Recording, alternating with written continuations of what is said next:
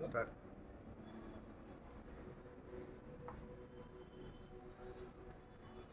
My name is B.S. Pothuraju, Director, Spectrum IAS Academy, 2/1 Brodipet Guntur.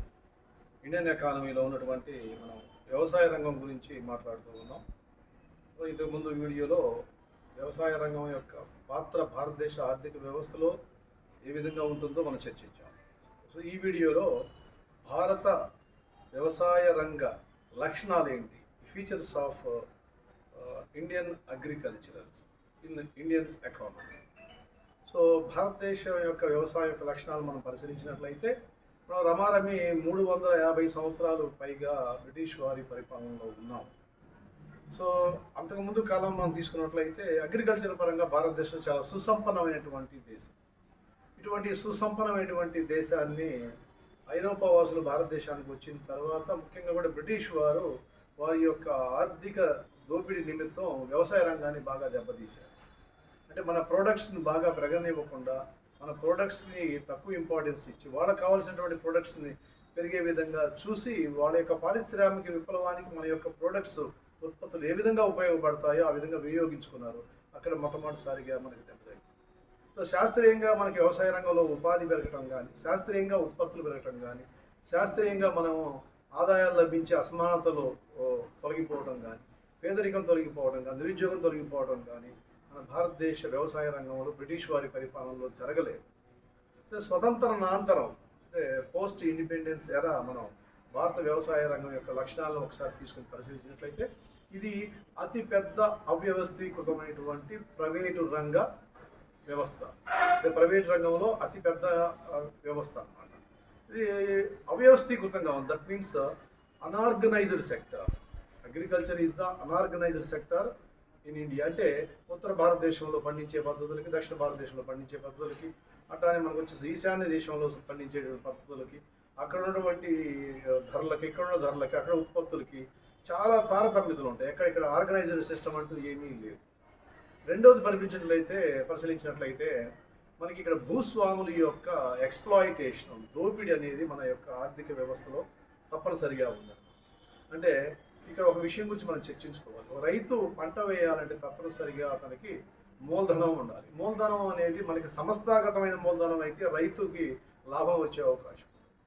ఇక్కడ మనకి మూలధనం కోసం రైతు మనీ లెండర్స్ మీద, భూస్వాముల మీద, బ్రోకర్స్ మీద, ఏజెంట్ల మీద డిపెండ్ అయ్యి రుణాన్ని తెచ్చుకొని పంట వేయటం జరుగుతుంది. సో దీనివల్ల ఏంటంటే రైతుకు మిగిలేటువంటి లాభం కూడా ఈ యొక్క భూస్వాములకి, మనీ లెండర్స్కి వెళుతుంది. కాబట్టి రైతు ఇక్కడ మిగులు సాధించలేక నిరాశకు గురి అవుతూ ఉన్నాడు. తర్వాత భారతదేశ వ్యవసాయ రంగం అనేది జోదంగా మారిపోయింది. జోదం అంటే వర్షపాతం ఉంటే మనకి పంటలు పండుతాయి, వర్షపాతం లేకపోతే పంటలు. అంటే ఇక్కడ మనకి జియోగ్రఫీ పరంగా చూసినట్లయితే ఎల్నినో, లానినో ప్రభావం భారతదేశం మీద ఉంటుంది. కాబట్టి అతివృష్టి, అనావృష్టి కాలాల్లో వ్యవసాయం దెబ్బతింటం జరుగుతుంది. ఇక్కడ రైతులు అనేవాళ్ళు కొంచెం నిరాశ్రయానికి గురి అవుతూ ఉన్నారు. ఇంకా మనం పరిశీలించినట్లయితే ప్రభుత్వ రంగ ప్రోత్సాహం, ప్రభుత్వ రంగ పెట్టుబడులు అనేది వ్యవసాయ రంగంలో లేదు.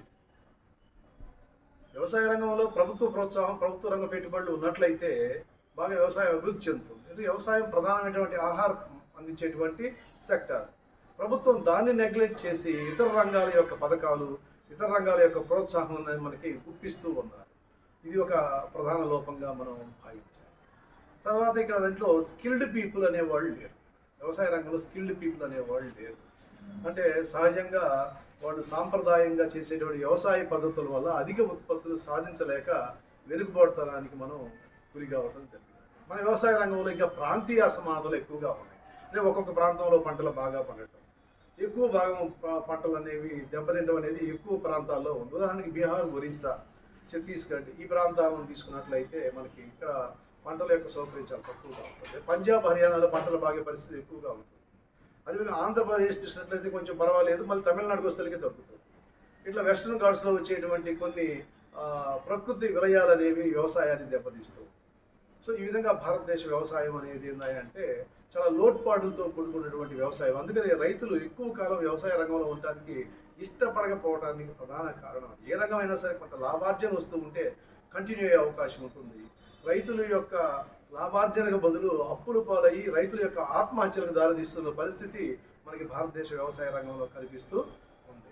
ఉదాహరణకి మనం చూసుకున్నట్లయితే 1950-51లో మనకి 50.8 మిలియన్ టన్నులు ఉన్నటువంటి ఆహారం అనేది మనం 324 మిలియన్ టన్నులు పెంచడానికి చాలా కాలం పట్టింది. అంటే 2023-24 తీసుకున్నట్లయితే 324 మిలియన్ టన్నుల ఆహారం చూస్తాం. అంటే పెరిగిన జనాభాతో పోల్చుకుంటే ఈ ఆహార ఉత్పత్తి పెద్ద ఉత్పత్తి ఏవి కాదు. అంటే ఇక్కడ ఉత్పత్తులు కూడా బాగా గణనీయంగా పెరగటం లేదు. తర్వాత వచ్చేసి 40% అగ్రికల్చరల్ ప్రొడక్ట్సే మనకి పారిశ్రామిక రంగంలో ఉపకరిస్తూ ఉన్నాయి. ఈ 40% అగ్రికల్చర్లో ఉన్నటువంటి ప్రొడక్ట్స్ పారిశ్రామిక రంగంలో లేకపోతే పరిశ్రమలు దెబ్బతినే అవకాశం కూడా ఉంటుంది. ఈ లోటుబాట్లన్నింటినీ గమనించుకొని వ్యవసాయంలో మనకి పెద్దపీట వేయడం కోసం మొట్టమొదటి పంచవర్ష ప్రణాళికలో 31% కంటే అలాట్మెంట్స్ ఎక్కువగా ఇచ్చేసి వ్యవసాయానికి మొట్టమొదటి పంచవర్ష ప్రణాళికలో ఎక్కువ ప్రాధాన్యత ఇవ్వడం జరిగింది. దాన్ని బేస్ చేసుకుని మొట్టమొదటి ప్రణాళికలో మనం అచీవ్మెంట్ సాధించాం. 11వ ప్రణాళికలో అచీవ్మెంట్ సాధించాం. మిగతా ప్రణాళికలో ఏంటంటే కొంచెం అప్ అండ్ డౌన్స్తో ఏంటంటే అంతగా వ్యవసాయ అభివృద్ధి మనం పొందలేదు. తర్వాత ఏంటంటే 2000 జాతీయ అగ్రికల్చరల్ పాలసీ వచ్చిన తర్వాత 4% గ్రోత్ రేట్ తప్పనిసరిగా పొందాలని చెప్పి ప్రభుత్వాలు నిర్ణయిస్తూ ఉన్నాయి. ఆ తర్వాత వచ్చే హరిత విప్లవం కూడా కొన్ని మార్పులు చేసింది. ఈ మార్పులు ఈ యొక్క నెక్స్ట్ అగ్రికల్చర్ పాలసీలో ఉన్నటువంటి విషయాలన్నీ కూడా నెక్స్ట్ వీడియోలో చర్చిద్దాం. Thank you very much.